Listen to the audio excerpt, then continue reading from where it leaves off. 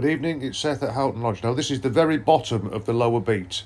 This was taken before we started all the work back in the beginning of October. Now, as you can see, the river's got a fairly even flow right across it here.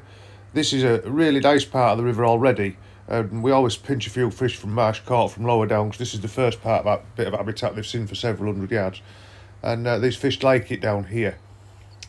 So we want to give a little bit more flow in different places, make this river swing from side to side a little bit. This is what it was like. If you look where the bush is somewhere about there, you'll see in a minute. So once again, starting looking at the bottom of the beat, you can see the crest beds on the far bank. They used to always hold fish underneath them, so we're trying to make this into a run rather than just a glide, if you like. So as we come round, you can see we've got a bit of turbulence on top of the water, nice riffle on top of the water, I should say there. And this is caused by sticking what they call a woody berm. Now, this is basically lumps of willow tree staked into the bank and into the riverbed. And what that does is it'll fill in with vegetation, and it's somewhere for the bugs to go and hide.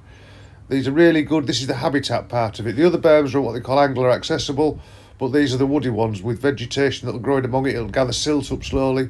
There'll be fry in there. There's somewhere for the fish to hide, and it'll have a little bit of a dead area behind it, once again, where these fry can go and get out the currents a little bit. But that's created this lovely run that comes across now from the far bank, right along to the bottom of the lower beat, almost under your feet.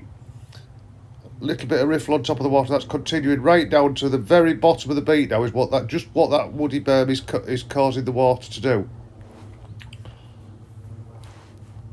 As I say, this has made a completely different pool out of this part of the river.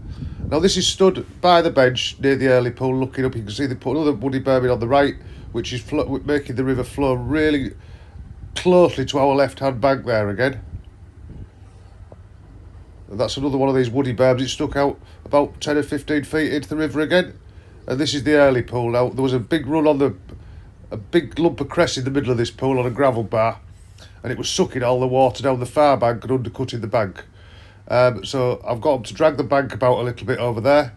We have interfered quite a lot in this project and made it how we want it, or probably how I want it, I should say.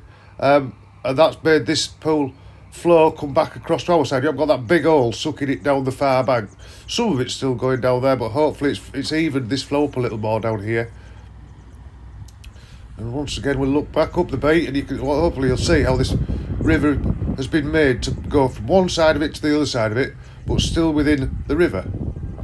So there you go, a quick look at the lower beat. We're about done on this, and then I'll have a full walk of it shortly.